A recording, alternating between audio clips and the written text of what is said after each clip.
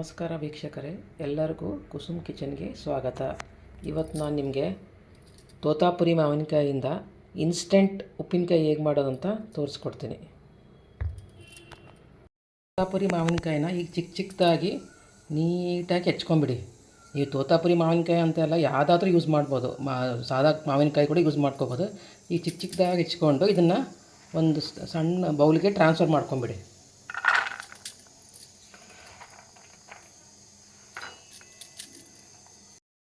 ನೋಡಿ, ಚಿಕ್ಕದಾಗಿ ಹೆಚ್ಕೊಂಡಿರೋ ಮಾವಿನಕಾಯಿಗೆ ಒಂದು ಸ್ವಲ್ಪ ಉಪ್ಪು, ಹುಳಿ ನೋಡ್ಕೊರಿ. ಹುಳಿ ಎಷ್ಟಿದೆ, ತೋತಾಪುರಿ ಮಾವಿನಕಾಯಿ ಯೂಸ್ ಮಾಡಿರೋದ್ರಿಂದ ಸ್ವಲ್ಪ ಹುಳಿ ಇದೆಯೋ ಸ್ವೀಟ್ ಇದೆ ನೋಡ್ಕೊಂಡು ಉಪ್ಪು ಹಾಕ್ಕೋರಿ.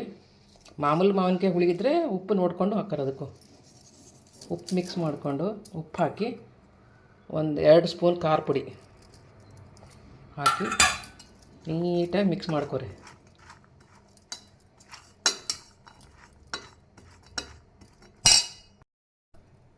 ಈ ರೀತಿ ನೀಟಾಗಿ ಉಪ್ಪು ಖಾರ ಎಲ್ಲ ನೀಟಾಗಿ ಮಿಕ್ಸ್ ಮಾಡಿಕೊಂಡು ಇದನ್ನ 2 ನಿಮಿಷದ ಕಾಲ ಹಾಕಿ ಬಿಡಿ. ಅದು ಉಪ್ಪು ನೀರು ಬಿಡುತ್ತೆ. ಆವಾಗ ಸ್ವಲ್ಪ ಮಾವಿನಕಾಯಿ ನೀಟಾಗಿ ಎಲ್ಲ ಖಾರ ಗಿರ ಎಲ್ಲ ಹೀರ್ಕೊತದೆ. ಈ ಉಪ್ಪು ಖಾರ ಎಲ್ಲ ಮಿಕ್ಸ್ ಮಾಡಿ ಮಾವಿನಕಾಯಿ ಸೈಡ್ಗೆ ಇಟ್ಕೊಂಡ್ಮೇಲೆ ಒಂದು ಪ್ಯಾನ್ ತೊಗೊಂಡು ಅದಕ್ಕೆ ಸ್ವಲ್ಪ ಎಣ್ಣೆ ಹಾಕಿ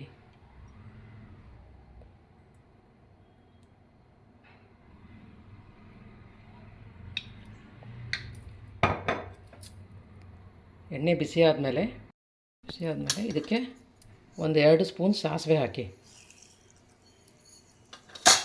ಸಾಸಿವೆ ಚೆನ್ನಾಗಿ ಸಿಡಿಯೋಕ್ಕೆ ಸ್ಟಾರ್ಟ್ ಮಾಡಿದ ಮೇಲೆ ಇದಕ್ಕೆ ಸ್ವಲ್ಪ ಹಿಂಗೆ ಹಾಕಿ.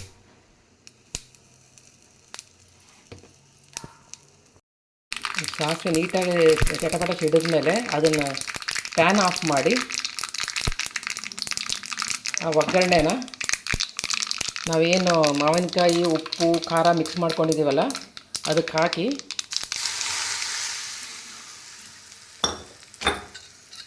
ನೀಟಾಗಿ ಮಿಕ್ಸ್ ಮಾಡ್ಕೊಂಬಿಡಿ. ಈ ರೀತಿ ಚಿಕ್ಕದಾಗಿ ಹೆಚ್ಕೊಂಡಿರೋ ಮಾವಿನಕಾಯಿಗೆ ಉಪ್ಪು ಖಾರ ಸ್ವಲ್ಪ ಸಾಸಿವೆ ಹಿಂಗೆ ಒಗ್ಗರಣೆ ಕೊಟ್ಟ ಮೇಲೆ 1-2 ನಿಮಿಷ ಬಿಟ್ಟು ಅದನ್ನು ಜಾರಿಗೆ ಟ್ರಾನ್ಸ್ಫರ್ ಮಾಡ್ಕೊಂಬಿಡಿ. ಯೂಶ್ವಲಿ ಉಪ್ಪಿನಕಾಯಿ ಅಂದರೆ ದಪ್ಪಾಗಿ ಹೆಚ್ಕೊಂಡು ಮಾಡ್ಕೊತೀವಿ, ಬಟ್ ಈ ರೀತಿ ಒಮ್ಮೆ ಟ್ರೈ ಮಾಡಿ ನೋಡಿ, ತುಂಬಾ ರುಚಿ ಇರುತ್ತೆ. ಮಕ್ಕಳು ಕೂಡ ತುಂಬ ಇಷ್ಟಪಟ್ಟು ಇದನ್ನು ತಿಂತಾರೆ. ಇದನ್ನು ನೀಟಾಗಿ ಜಾರಿಗೆ ಟ್ರಾನ್ಸ್ಫರ್ ಮಾಡಬೇಡಿ. ಈ ರೀತಿ ಉಪ್ಪಿನಕಾಯಿನ ನೀಟಾಗಿ ಜಾರಲ್ಲಿ ಹಾಕಿ ಒಂದು ಸ್ವಲ್ಪ ಹೊತ್ತು ಮುಚ್ಚಿಟ್ಬಿಡಿ. ಇದನ್ನು ನೀವು ಈ ಉಪ್ಪಿನಕಾಯಿ ನೀವು 2 ದಿವಸ ಆದರೂ 3 ದಿವಸ ಆದರೂ ಫ್ರಿಜ್ಜಲ್ಲಿ ಇಟ್ಕೊಂಡು ತಿನ್ಬೋದು ಅಷ್ಟೇ. ತಿಂದಾಗ ತುಂಬ ರುಚಿ ಇರುತ್ತೆ. ಒಂದು ಸಲ ಟ್ರೈ ಮಾಡಿ ನೋಡಿ. ನಿಮಗೆ ಇಷ್ಟ ಆದರೆ ಲೈಕ್ ಮಾಡಿ, ಕಮೆಂಟ್ ಮಾಡಿ, ಸಬ್ಸ್ಕ್ರೈಬ್ ಮಾಡಿ.